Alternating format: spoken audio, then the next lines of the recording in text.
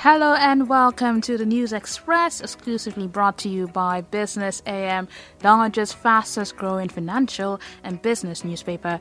I am Chukunonsu Modi. Now let's take a look at the stories hitting the front page this week. And now the big one says, inflation exposes Buhari's failings as news tightens on households. Now, sub-headlines at 5-year high, it worsens Nigeria's living standards. Another big headline we're seeing is UBA Group eyes $7.7 trillion, Miasa economy in DIFC, Dubai landing. Sub-headlines to tap opportunities offered by 72 countries. Another sub-headline to facilitate Africa, Middle East financing and trade. Now, you should also check out finance and investment at splits Mokona after $105,000 auction. Definitely look out for companies and business with stake there to expand after fundraise. Definitely check out Project Syndicate with Digital Revolution for financial inclusion.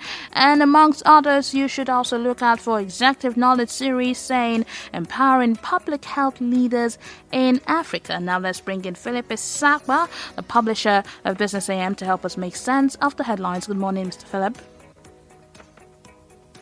Morning, Nonso. It's good to be back again. Great summer over here. How is it going over there? Well, it's in between. Today we see a little bit of sun and then the next thing, rain hits us as well. Fantastic. All right. So let's roll with this. Okay. Now let's go to the first headline. It's saying inflation exposes Buhari's failings as news tightens on households.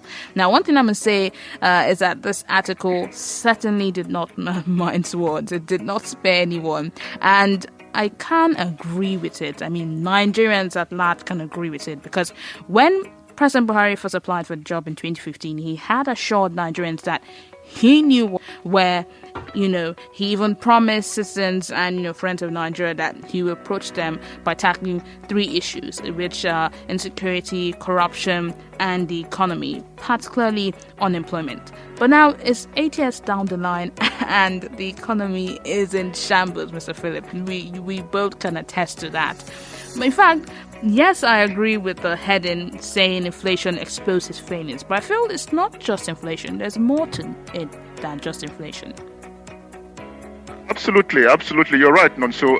This is, it's a year in which the president is already telling everybody that he's looking forward to heading back to Daura, his hometown, to have a good rest, but you still have to put everything on the plate and to weigh where we have been coming from and where what we're assured or we're promised, before the journey started. Everybody going for a particular position, whether the presidency, the governorship, or any other one, councillor, even down to councillorship. It's almost like an application for a job, and then an election comes and people have to vote for whomsoever they want to by looking at what promises have been made, Okay. And in this case, of course, it's not just inflation. There's so many things, It's just that one thing continues to come up, which it shows up every time that we have this inflation, data released. The point is that it's not just inflation. You've talked. We've had a government that has gone through 2 recessions anyway, and it probably will close with another recession because 2, and then there's a possibility that another one might be on its way. Wow. So it would be historical to find that within 8 years of the government, we're going to pass through 3 recessions, if the next one happens, But the key thing is that we're saying that the inflation, very high inflation, it's exposing the fact that the promises made for to tackle economic challenges in 2014, 2015, haven't been resolved, and that the point is that it was said in 2014, 2015 during the campaigns, to get the president to get Buhari to be the president, that people were saying that he was going to is short on the economy. Former President Obasanjo said, don't expect anything from Buhari with regards to the economy. Even though the promises were put on the table, we had security issues. They were not as bad as they are now. But again, you continue to look at the indices. The different indicators that you have to gauge the economy by, and when you look at those indices, we are saying that inflation is continuing to expose the fact that the government hasn't had a crack at solving economic issues. It's not just the inflation. If you look at other indicators, unemployment, that was high at the time. One of the things that the economic issues that were going to be tackled, unemployment has risen. It's 32.5%, and even some people would tell you it's up to 50% if you put everything together, including employment that is not full employment, or and so on and so forth. So it's not just that. The GDP hasn't grown fantastically, of course, we're talking, the government inherited a budget, GDP of over $500 billion. Today, GDP size is around 400 and something billion dollars. So it's dropped since that time, So there are so many things to look at. But the key thing is that we're saying if the president doesn't have a full grasp of the economy, what about putting together human resources or other people who can equally support him in that regard, So in terms of recruiting people to work on the economy or to deal with the economic issues, it appears that that hasn't been successful as well, because these economic issues, it's either with one or two things. They are either not good, or he's not listening to them, But we already know that he's not. He doesn't have a good hand on the economy, and this is showing up in all the indicators that are coming up. Inflation is not just that the fact that it's exposing the failings with regards to economic management, but it's also the fact that it's actually biting hard on people. It's not just it's not just numbers. It's about the fact that it's having a great effect on people. On livelihoods. Households are. There are household challenges. It's not just the fact that prices have gone up.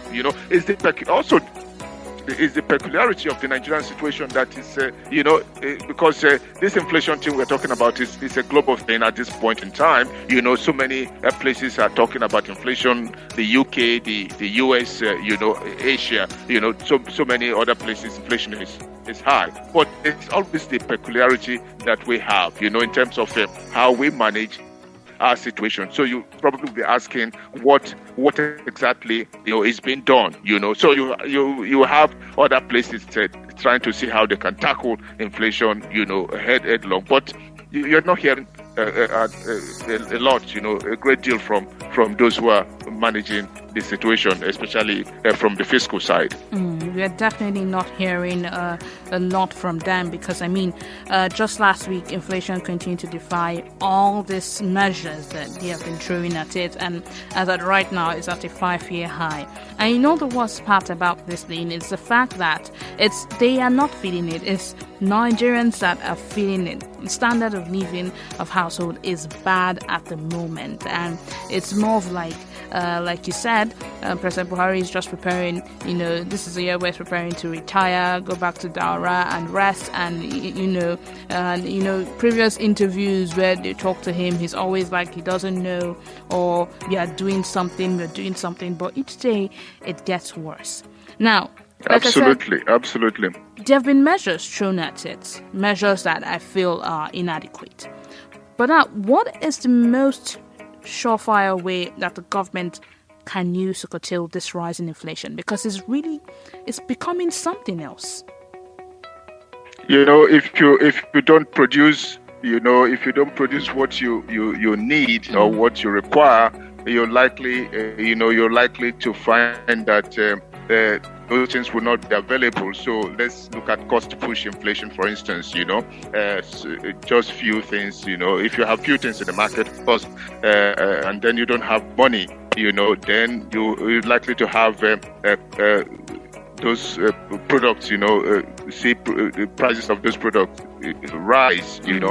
We talk about the fact that food, for instance, so many we're still importing food. And then we have at this stage, and then we have what we started with by talking about herders farmers clashes.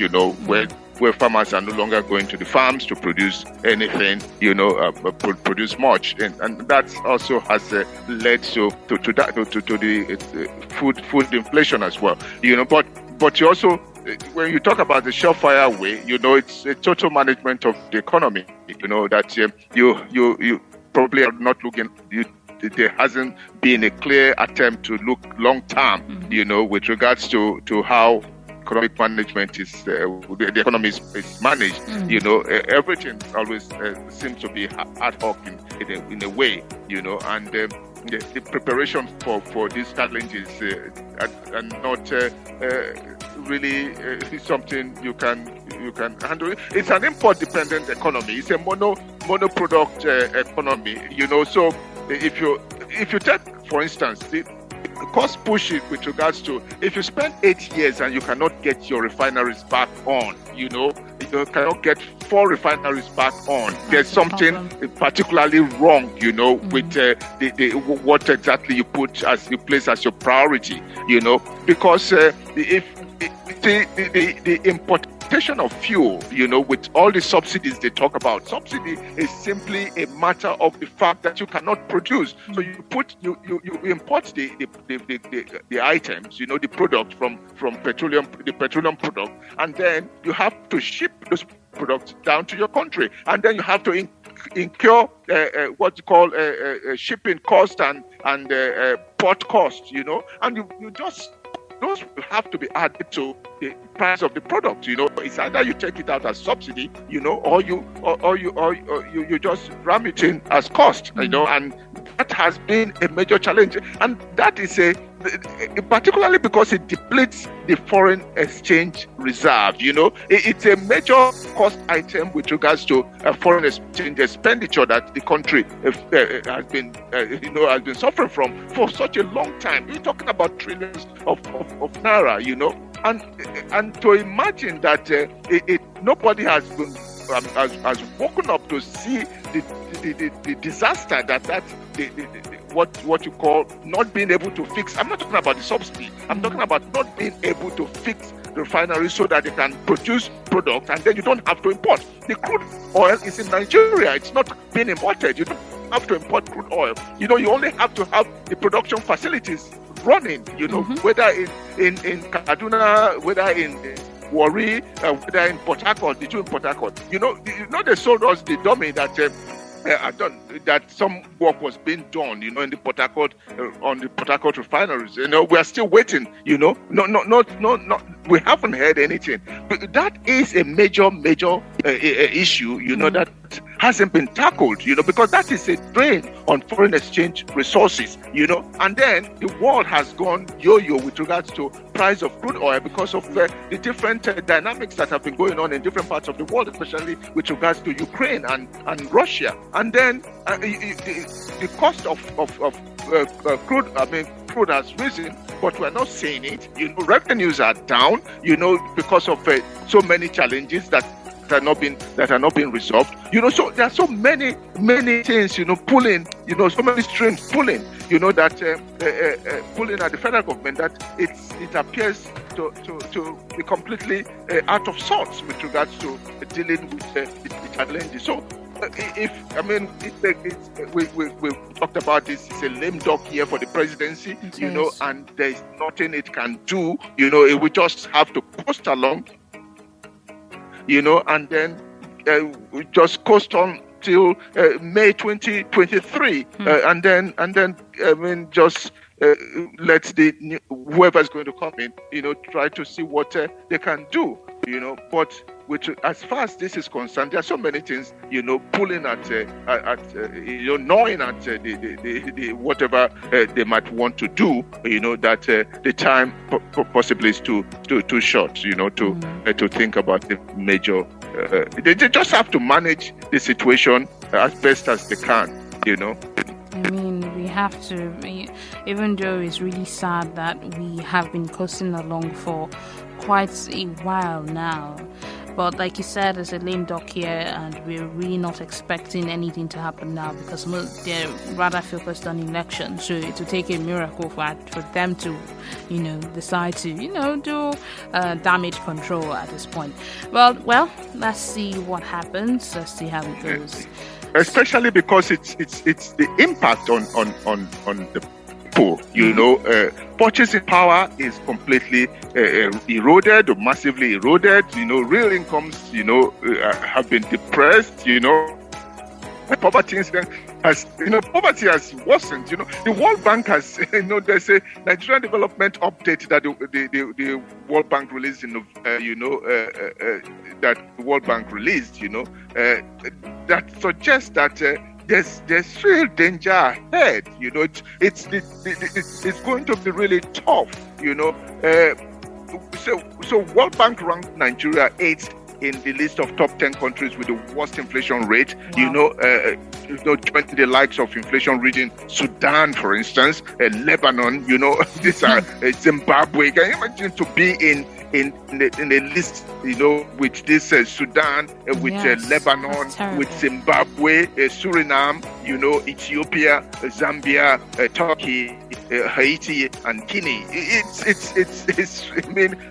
This is supposed to be the giant of Africa. It's supposed to be. It's supposed to be getting a lot of things right. It's like I keep saying, it's supposed to represent the black world. But so many things are not. It's not getting a lot of things right. There's quite a lot of. It's almost like a return to factory setting. That needs to happen. The country will need to return to factory setting once this is over. Hopefully, 2023, there can be a new awakening. For things to be put in place. To be able to resolve the issues that the country faces. Yes, hopefully. Now let's go to the second headline, which says UBA Group eyes a $7.7 trillion Miasa economy in DIFC Dubai landing. Now, a grouping of at least 72 countries, 3 billion people, and a gross domestic product size of $7.7 trillion appears to have strongly grabbed the attention of the board of Niger headquartered Africa's Global Bank, that is UBA, United Bank for Africa, and is encouraging it to make a landing in Dubai, the United Arab Emirates, in and financial intermediation, and its ongoing global push looking area for which the expertise of to tap opportunities that bound financial powerhouse is well around the world. Now, Mr. Phillips, speak to us about this grouping. What are these opportunities that this article is talking about? Now, you could look at this story, you could just make an announcement that the UBA has opened a branch in that part of the world, in Dubai, but we look at this interpretatively, and then we put what exactly is UBA looking for in such a place, because there are so many banks that will just do what you call, there's this kind of banking that is called a representative banking. You can just have a representative office somewhere, and then do have some transactions, pass through the system, just like you have some representative, if they tell you Barclays Bank is in Nigeria, you'll be looking all over the place for it, but it has a representative office in Nigeria, and then you have so there are many others, like that, who have representative offices in Nigeria. So you could go that route, and just have your presence in a place like Dubai. But what we have found is that it's actually it's a gateway, so you have a grouping comprising countries in the Middle East, in Africa, in South Asia, and UBA apparently has seen that this is a sizable business economy, a sizable market, with a GDP of $7.7 trillion dollars. If you aggregate all of the GDPs of the countries that make up MEASA, and it has decided that it will go to this region, and then perhaps as usual, look at the opportunities that abound with this size of economy, and then position itself for the business that will come. But largely, it's about its financial intermediation, of business and financial intermediation that can go through as a result of this, especially as a gateway, connecting Africa, with the Middle East and South Asia, so there's quite a lot that apparently what they call the African Global Bank is looking for, not just having its presence in that part of the world. I mean, UBA is truly doing a lot with, this grouping. But let me ask Mr. Philip, how is the bank going to go about, tapping these opportunities? What exactly are they leveraging on? They will leverage on relationship, in terms of they will leverage on their relationship, being present there means that it would be easier for transactions to go through. There's quite a lot of trading, that goes on. Of course, you finance trading, but there's also some investment. And I think it's important to draw attention to the fact that there's quite a number of investment that is coming into Nigeria, into Africa. That is especially in the fintech, in the fintech space. Where you have monies coming from the Middle East into those areas. We're speaking to some one of our sources the other some time ago. Who was bullish about wanting to reverse the trend. That some capital should be created within Nigeria, within Africa, to be making such investments, instead of having money or all the money coming from outside the country, but with all of that happening, of course, financial transactions have to go through the banking system, and then the key thing is that if you have somebody very familiar with the market or who's a major player in the home market, then those transactions are a lot easier, so you don't have to worry about a financial intermediary, somebody who is going to take on the financial role in terms of with regards to those transactions. So that is something that is possible by having a presence in a part of the world, but also because Southeast Asia, with the Nigerians have some transactions with Southeast Asian economies, especially with regards to importation. Of course, we're still importing quite a lot of things, then it becomes a smooth gateway, for those transactions to go through, So it's not that $7.7 trillion dollars economy that UBS, the bank is going there to have a bite or a grab of some chunk of it, but it's just that it makes it a lot easier, for those opportunities that are there, that especially those that are looking to come into Nigeria, financial financiers, hedge funds and so on, who are looking to come into the country,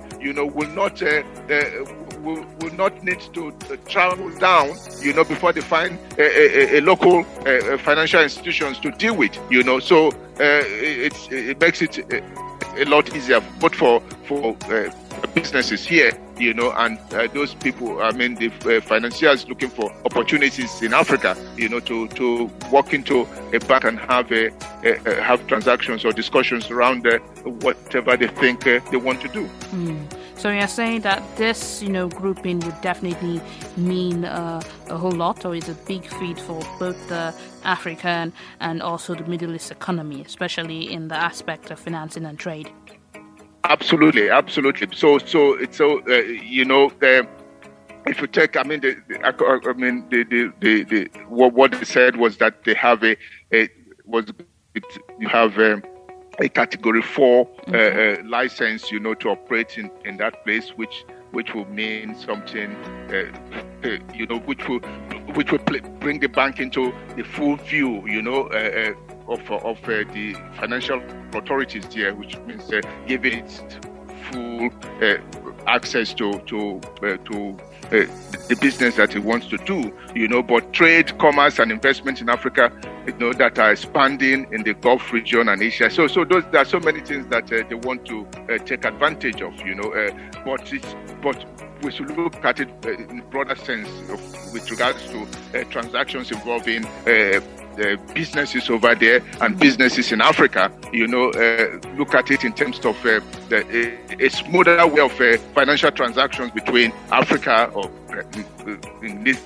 particularly Nigeria, and those other the different countries that make up. We're talking about the 70. Did we say 70? Of these people, 70 countries or so, and then you look at it being a gateway, a gateway for